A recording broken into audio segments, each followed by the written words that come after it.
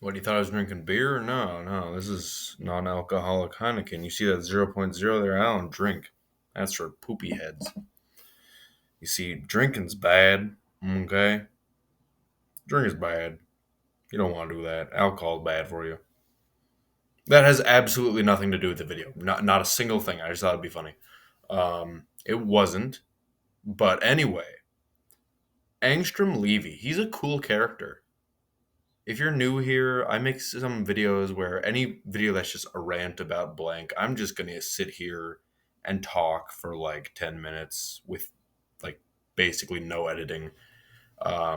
I just like talking about things. And today I want to talk about Angstrom Levy. Hi, my name is Jackson. I'm here to talk about a character from Invincible.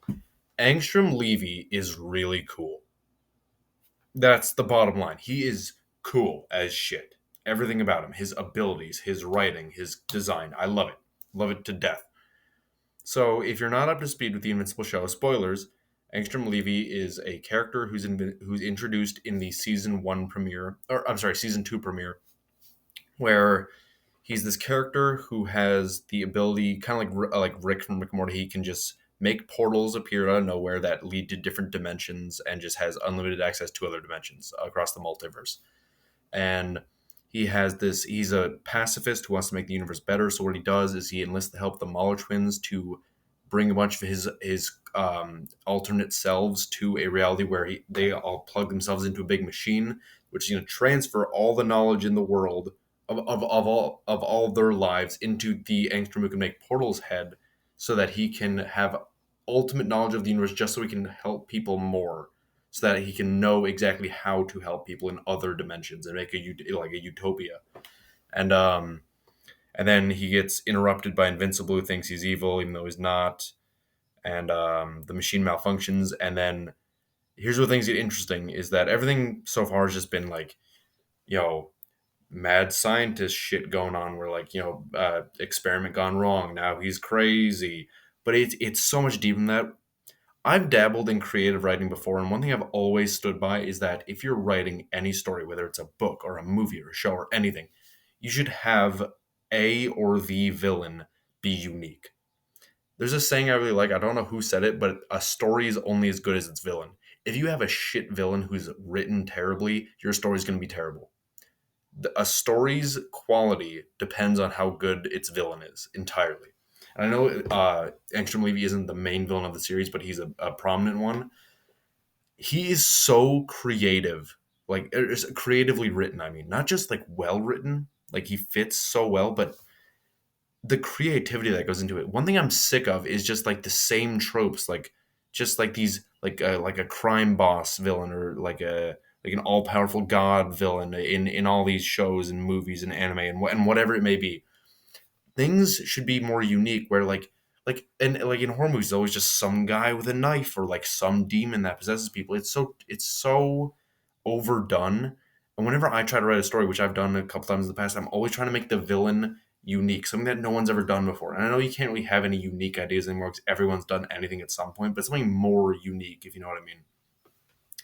Angstrom Levy is the definition of a uniquely written villain. I think it's so cool how what happens after he merges with all his alternate selves and it goes wrong is he still wakes up, he's alive, barely. His brain is gigantic and malformed, and it's like a giant snail hanging off his head. And he has all the memories all his selves, where in their universes, Invincible destroyed everything with Omni Man. He turned against humanity and just ruined everything, and he thinks the process got corrupted. It's like if you pull a USB before disconnecting, and then the file corrupts. Everything in his head is corrupted, and he thinks all those are his memories. He can't discern anymore what's his memory and what's his alternate self's memory. So he thinks it all happened to him. All the visions of his wife and children and everyone he knows and loves being killed by Invincible in these other universes that never actually happened to him. It just happened to the alternate selves of him. Now he thinks it happened to him because he has all these memories, and he thinks it's his. And I think that is so cool. And the fact that he can portal travel to other dimensions just sets up this fantastic villain arc for him, where, and in direct contrast of how like he started off as this really nice pacifist guy who didn't even want to like hurt the Mahler twins or these evil psychopaths, and and then he just turns into this monster who's hell bent on revenge, and he even says that I won't rest until I've killed Invincible, and and um and that's just after saving his life. How he summoned a bunch of Mauler twins from other dimensions to protect him while the machine was working, and then when he saw that they were basically like killing him, he said, "I won't build my utopia with blood," and took the helmet off before it was done. And now, just after saving his life, he's now saying, I have no goals in life but to kill him." And I think it's so cool. And we don't really see much of anything from him, I don't think, until the season 2 finale, episode 8, where he is back and he is in Mark's home, and he has his mom and half brother hostage, and it is a very tense fight. It is a every word that's spoken, every punch that's thrown between them after Mark gets back home to confront him is fantastic. It is so. It is just. It is fantastically well written. I mean, I almost wish he stayed dead, because I know that in the comics, I haven't read the comics, but I know that he comes back and he's not actually dead after the fight at the end of the episode. But like, I almost wish that was the conclusion. I think it is perfect where he where Angstrom is just like toying with him basically the entire time. He's just like sending him, he's threatening his family, and he knows that enrages Mark. And as he's flying towards him to like grab him by the throat and kill him, he's summoning portals, throwing him into other dimensions with like talking dinosaurs and Spider-Man and Doc Ock, and just like all these dimensions where anything can happen. And whenever Mark gets too close to me, he's like, "Oh, don't you do it, or else I'm going to send your mom and brother to a dimension where the ground is 8 stories lower." And he's just like hovering a portal below them, and has like this leverage over him where he just like he knows he'll do anything to protect his family. And Mark even says at one point, like, "Just let them go, and you can kill me. I won't even fight back." And then there's this really good scene where in response to that, Angstrom pulls out a knife from his jacket, and Mark is like, "You can't hurt me with that." And then I was thinking the same thing, like, what's he doing? He has to know you can't hurt Viltrumites with an average knife, right? And then he throws it really fast at Mark's mom and brother, and obviously, like, he's gonna fly to protect him. And as he's flying towards the knife, he opens another portal and sends him in, and just has the badass line. It's just as stupid in every dimension, and I think he's so cool.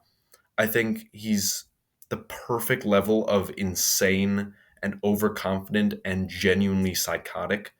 And he even has this like almost come to Jesus moment in the fight where um he starts to remember that because Debbie says how he saved Mark's life. How Angstrom Levy saved Mark from dying. He was going to die at the hands of the Mauler twins, 100%, and he saved him. And then he's grabbing his head and just crying and just screaming out, "No, I wouldn't. I could never. He's a monster. He deserves to die." And it's so well done. It like he's genuinely having like a panic attack because he's like, "What am I doing? Should I be doing this? Is this right? He does deserve to die, right? He does. He does. He's an evil person. He deserves to die. This is all justified." But he's like having this inner war with himself, like battling with his other memories, because like they're almost starting to like come apart where he's realizing what memories are whose, and but it doesn't quite work. And then um it's just so good. It's like 10 out of 10 writing. I think he's such a well written character. And then and then Mark and him travel to this wasteland dimension, and they just have this fight where Angstrom also had his body repaired by like extraterrestrial doctors who made him like almost like able to compete with him physically. And um and uh, and they and they're just trading blows the whole time. And when Mark gets some good hits, and all Angstrom does is laugh and be like, "Oh yeah, come on, fight me." And um and then Mark has this amazing moment, just like the fight with the Viltrumites on Thraxa, where he stops holding back and he just beats the ever loving fuck out of Angstrom. It is genuinely a shocking scene, because Mark's whole thing, like Batman, is he tries to never kill people no matter what. He's always against killing, and he just goes to town saying, "You'll never hurt my family. I'll never let you hurt my family." He's just wailing on him with blood going everywhere, just coating him head to toe in blood. And Angstrom is like he's still fully conscious. He's just watching me. Like at one point, he puts his hand up and Marcus swats it away, and he just beats him to death. And I know in the comics he comes back. I'm assuming he'll do the same in the show, but for now, if you haven't read the comics, you would think he's dead. And it's just, I mean, it's a fantastic conclusion for now. I mean, I'm not sure if they're gonna have him come back in the show because obviously there are gonna be differences. There have been in the show and the comics, but even if that is the end of Angstrom in the show, I think they did a fantastic job. I don't even think he needs to come back like he does in the comics. The fight is perfect. If you haven't seen it, go watch it because it is really good. It is like like the choreography, the voice acting, the writing, just everything is perfect.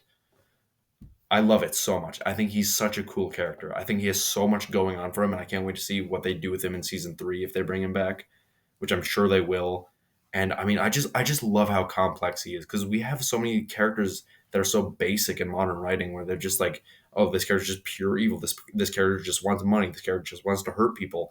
No, Angstrom is this guy who's having an inner war with his own mind, trying to remember what actually happened, because he's fighting the only version of Invincible that is good, or like one of the only versions. And he's kind of stupid for that, but he doesn't really know any better because he's been through all these horrible things at Mark's hands in other dimensions that he now thinks happened to him, and it's this fascinating, truly fascinating look at the human mind and like how he's basically been driven insane by his own memories. And I just think it's so cool. And I just want to talk about it for a while. It's it's always a pleasure to make these silly little videos of mine just talking about stuff. And if you want to subscribe, I'd really appreciate that. I'm almost at 250 now, so that's awesome. I thank you guys so much. I definitely plan to keep making more videos in the future. And yeah, you have a great day.